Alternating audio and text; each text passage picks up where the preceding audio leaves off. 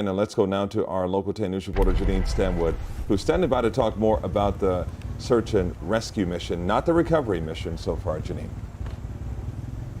All right, they're still very much calling this a rescue mission. By the way, we are downwind from that building and the smoke is so thick. So many of us right now where we are wearing our masks for safety. As Roy mentioned, heavy equipment is coming in, and we were told by the Miami-Dade Fire Chief that big cranes are coming. They're not here yet.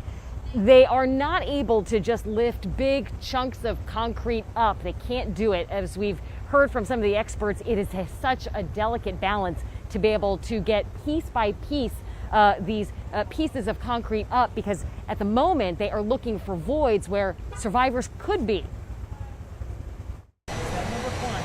As another night falls, finding anyone alive grows more difficult. But the grueling, delicate, and dangerous work among rebar and crushed concrete continues. There's multiple heavy equipment cranes that we're bringing in, different larger pieces of equipment to help remove the debris. This is a very strategic, methodical process. Members of the elite Urban Search and Rescue Task Force 2 activated on Thursday, joining the efforts on the ground today. So our role is to assist Miami-Dade Fire Rescue and Florida Task Force 1 in whatever operations they need. We're taking canine handlers, we're taking engineers, we're taking rescue specialists, we're taking heavy riggers, anything that we have to make safe rescues. They were briefed and medically cleared before being allowed to go on their mission. Canines have to be ready too. Their job is to help sniff out anyone who could still be alive. Skilled crews from these teams, experienced in working around the world, are now dealing with the reality of their mission right here at home. There's no words to describe it, but everybody's anxious to get out there to help those missing victims. I understand the frustration, and I assure you, we're doing everything that we can. So take a look at that. I mean, that is smoke and debris still billowing from this building. And you can see as we push out, this is Harding Avenue. Harding Avenue, police are really just trying to clear people from this street because they are having heavy machinery as well as police officers and other people trying to come through. In fact, right over here to the left, you can see this is Miami-Dade Fire Rescue. This is a rescue truck that's trying to get through. This is a scene that is so active tonight.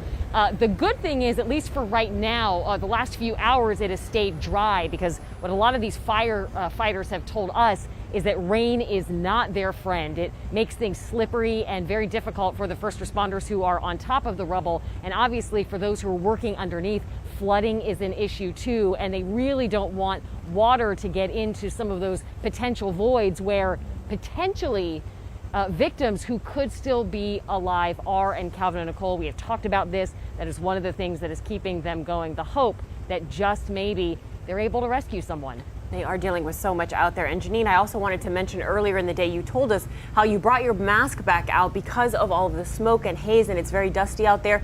What is it like right now? It's been several hours. How are you doing? What are the conditions like out there? It's really smoky, and in fact, this is on the advice of a firefighter who we know, who said, you know, this is a situation where if you're out in this a lot, and this is a danger that firefighters face all the time when they're dealing with fires, it's not healthy to breathe it in all the time, and so that's why we're making the choice to wear the masks. So right now there is a breeze, and we're kind of downwind from the building, which, as I showed you, is just smoking, and there's debris, and it's a combination of that.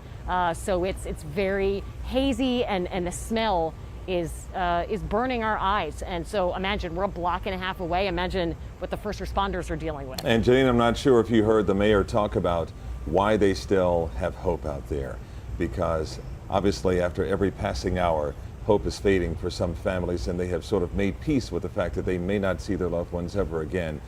But the mayor of Miami-Dade County talked about why we should not be giving up on hope so quickly. Well, you know, I think that it is true, and I know that we have spoken to some family members who are trying to, I don't know if make peace is the right word, but they're trying to deal with the potential reality. But the truth is that there are some veteran firefighters who say that they have been around the world and they have dealt with situations, maybe not of this magnitude, but they have dealt with some pretty stunning catastrophes, and there have been glimmers of hope. And because of that, that's why they're still working. And we also know that it could be days that go by that someone could be holding on, and it could be a miracle underneath all of that concrete. Janine Stenwood live for us. Janine, thanks a lot.